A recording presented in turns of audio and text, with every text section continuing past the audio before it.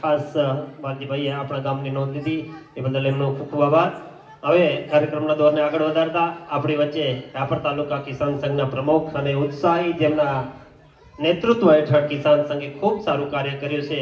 અને જ્યારે મારે કુંભાભાઈને માઇક આપતા પહેલા એક વાત જરૂર કહીશ કે અત્યારે કિસાન સંઘ એવું એક સંગઠન છે કે જે ગંગા સમાન પવિત્ર આ સંગઠન છે. અને આ જે અહીંયા કેડર ઉપર બેઠા છે લોકો છે ને એ ગંગા સમાન પવિત્ર છે. કારણ કે એ લોકો જે કાર્ય કરી રહ્યા છે ને એમાં એમનો બિલકુલ સ્વાર્થ નથી. એ લોકો બિન સ્વાર્થે માત્ર ને માત્ર એ જ ઉદ્દેશ્ય સાથે નીકળ્યા છે કે મારા દેશનો ખેડૂત સમૃદ્ધ થાય, મારો આ ખેડૂત પરિવાર સમૃદ્ધ થાય, એ ઉદ્દેશ્ય સાથે નીકળ્યા છે. અને મિત્રો, તમે ઘણી જગ્યાએ ઘણા એવા સંગઠનો જોયા હશે કે જે દાન લેવા નીકળતા હશે અને ક્યાંય ક્યાંય જ્યારે ડોનેશનની જરૂર પડે ત્યારે ડોનેશન લેવા માટે નીકળ્યા હશે.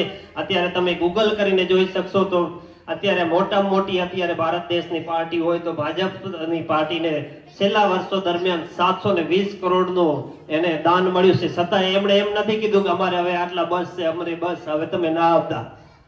આ રાપર તાલુકા કિસાન સંઘ એવો સંગઠન છે કે જ્યારે 2 વર્ષ પહેલા આપણા રાપર ખાતે કિસાન સંઘનો સ્નેહ મિલનનો કાર્યક્રમ યોજાયો હતો. ત્યારે આ સંગઠને માઇકમાંથી જાહેરાત કરી હતી અને સૌની સામે કહ્યું હતું કે અમારે જેટલી જરૂર હતી એટલો દાન આવી ગયો છે, હવે મિત્રો કોઈ દાન ન લખાવતા.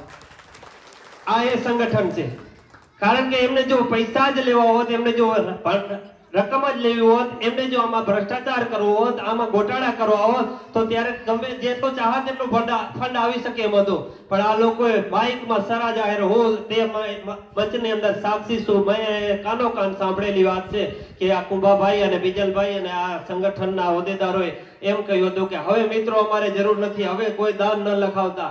આ એકમાત્ર એવું સંગઠન હશે કે એમણે સામે ચાલીને ના પાડ્યું કે અમારે દાનની હવે જરૂર નથી, અમારે જોતું તો એટલું દાન આવી ગયું છે, જ્યારે જરૂર પડશે ત્યારે તમને પાછા ફરીથી કહેશું, નહીતર તો એ ધારત એટલો ત્યારે દાન એકત્રિત કરી શકે એમ હતા. એટલે આવું પવિત્ર સંગઠન લઈને આપણા રાપર તાલુકાની અંદર કામ કરી રહ્યા છે એવા કુંભાભાઈ રાજપૂતને વિનંતી કરીશ કે સમયને અનુરૂપ પોતે ઉદ્બોધન આપશે.